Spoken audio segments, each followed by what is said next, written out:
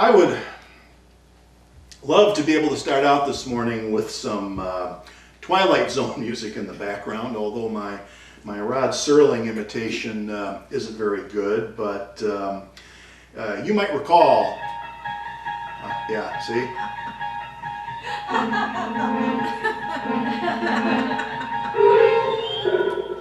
This could be our theme song as we walk around outside and look at the empty streets and some of the strangeness around us. It's like we're living in an episode of the Twilight Zone right now, but there it is. And remember how Rod Serling would start each episode of the show? I'm not going to try to do an imitation of him, but he would say something like this, and this is going to be our Easter version of the Twilight Zone introduction, where Rod Serling might start by saying something like this.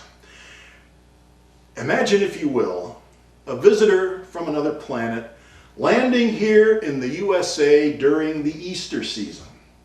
An alien, an extraterrestrial. Think of E.T. wandering around town at Easter, watching TV, listening to the radio, surfing the internet.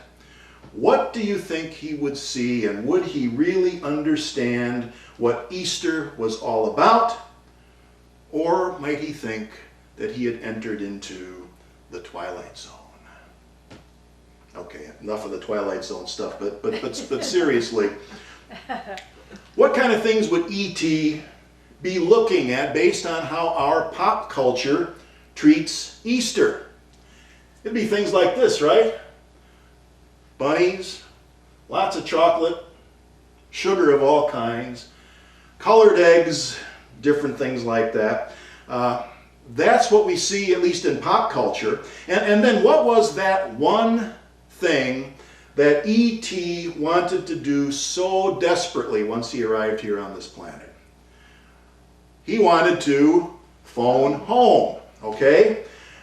So when E.T. finally gets the chance to phone home, what do you think he's going to tell the folks back home about what's going on at Easter on this planet, at least in the USA, based on what he sees on the internet or the TV or just wandering around our neighborhoods? What would he be telling the folks that Easter was all about? He would probably tell the folks back home that we're all a bunch of rabbit-worshipping, egg-hiding chocoholics topped off with a sugar addiction, right? That's probably what he would gather from our pop culture, because he would have to go, E.T. would have to, that would be interesting, E.T. showing up in a traditional Christian church. That's where he'd have to go in order to get more of the story.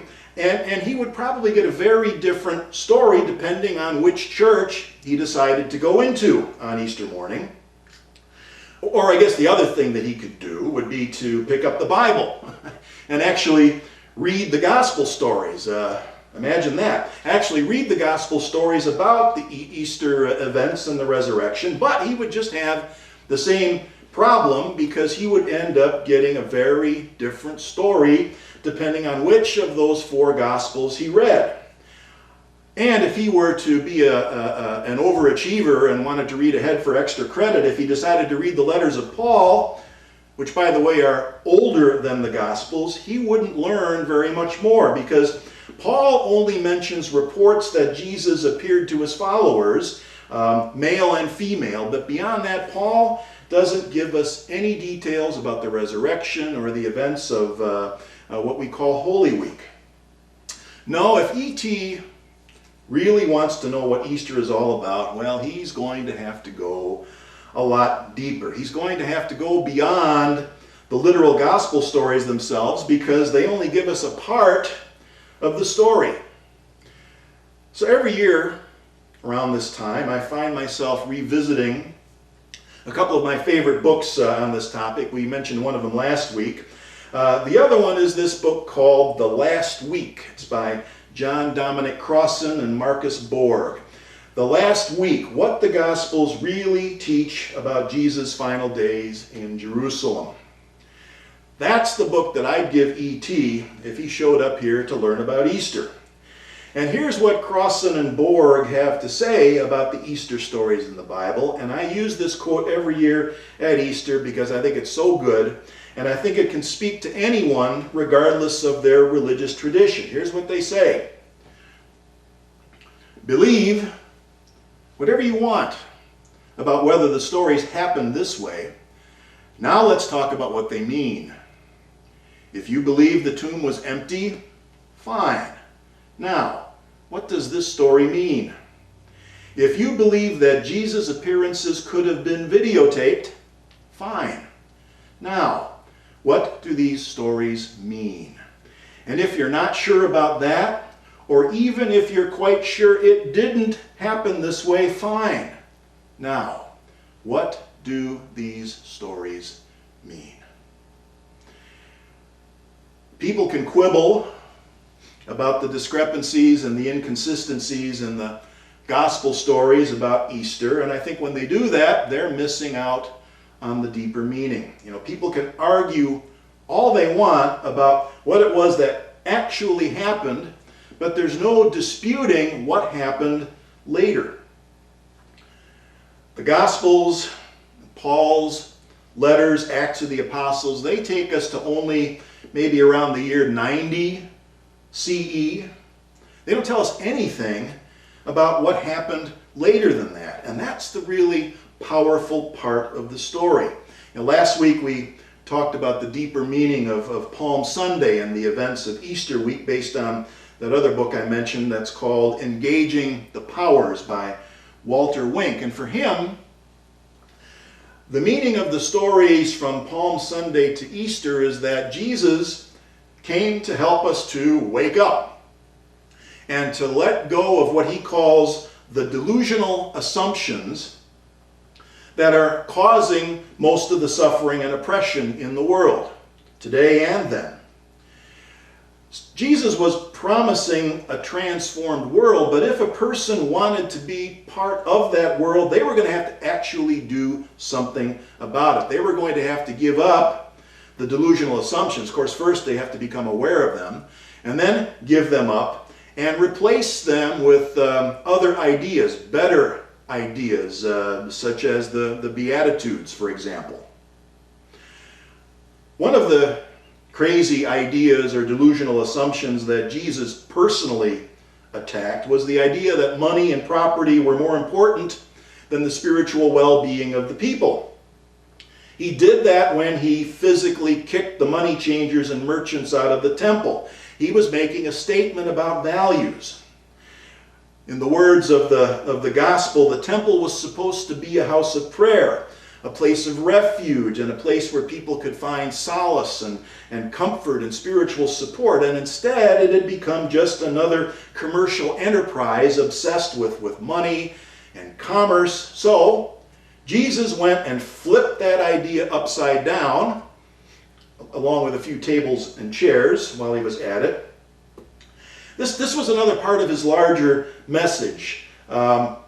His message was that the value of a human being had nothing to do with wealth and possessions, and that Israel was supposed to be a spiritual community, not just another empire or economic machine. Another delusional idea that he fought against, delusional assumption, was the idea that certain people and groups of people were worth less than others. People with certain diseases were regarded as unclean and basically untouchable. And what Jesus did was he showed everyone that instead of turning them into outcasts, they should be treated with kindness and wherever possible cared for and healed. Certain ethnic groups, like Samaritans, they were despised, and Jesus flipped that upside down. He engaged them, he talked to them.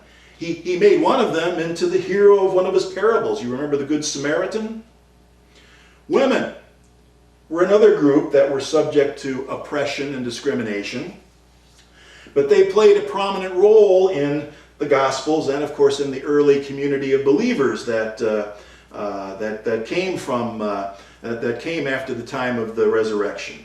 These early communities were scattered across vast distances in the Roman Empire, and it was Paul who help them to organize and to stay united and to maintain some degree of communication and consistency. And Paul actually appointed a woman to represent him and to speak for him when he couldn't personally make an appearance. And of course, all of that was in keeping with something very radical that Paul wrote in his letter to the community at Galatia. That's the letter where he said, "There is neither Jew nor Gentile, neither slave nor free, nor is there male and female, for you are all one in Christ Jesus." So this was the consciousness that was being unleashed by Jesus. That was part of his plan, was to replace those delusional assumptions with something better. And I think that one line from Galatians pretty much sums up the way those early communities operated.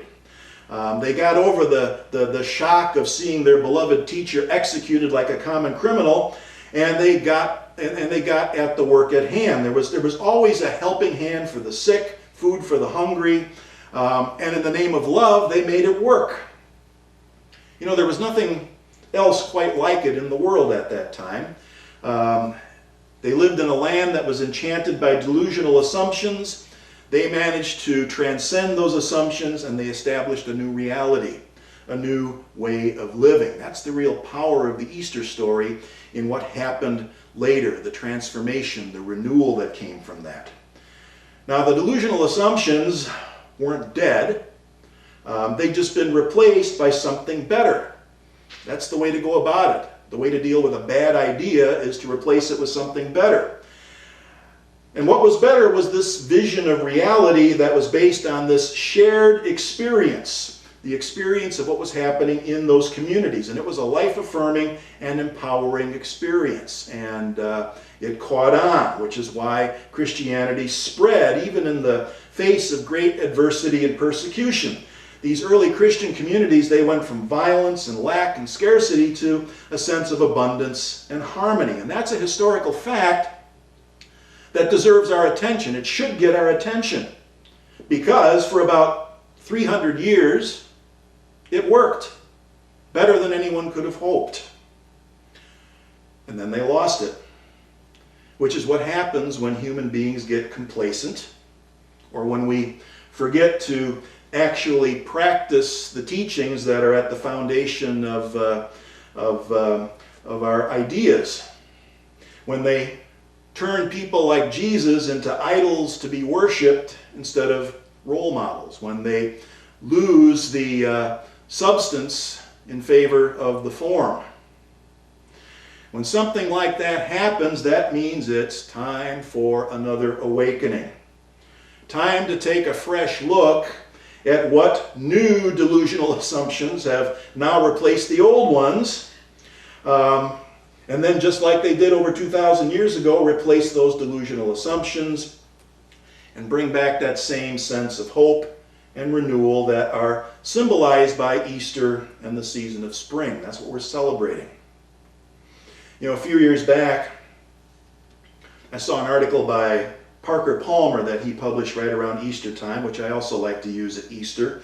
I think it really captures the essence of how those early communities of what we might call proto-Christians, how they showed the world a new way of getting along, how to do away with delusional assumptions, and how we can renew that same spirit today when we're in need of another awakening. Now, Parker Palmer, incidentally, is a Quaker. He's the director of an organization called the Center for Courage and Renewal. And the title of this article is, "What We Need is Here." What we need is here, if we can learn to trust and draw upon the abundance within us and between us. That was a principle worth knowing in a Quaker community where we didn't have a lot of money to buy external solutions to our problems, but we had each other. It's a principle we need to know in these troubled times, as many embrace the fear-ridden fiction that what we need is gone. Scarcity need not be the law of life, not if we know how to tap into the endless resources of self and community. It took a profound challenge to my sense of self and world to teach me about the abundance within my reach. I love that line. The fear-ridden fiction that what we need is gone. Another one of those delusional assumptions. Keeps coming back like a virus. The early communities did it. They offered an alternative to a culture that was based on the fiction that there wasn't enough, that suffering and oppression were inevitable, unavoidable, even necessary, and that some people deserved to be more equal than others, as George Orwell liked to put it.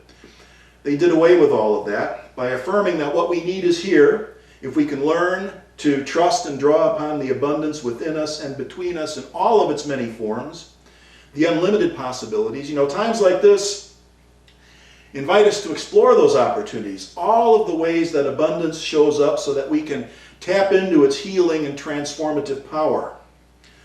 That's what I think the message of Easter and the resurrection is that kind of transformative healing power and the hope that comes from knowing that, hey, we did it before, we'll do it again.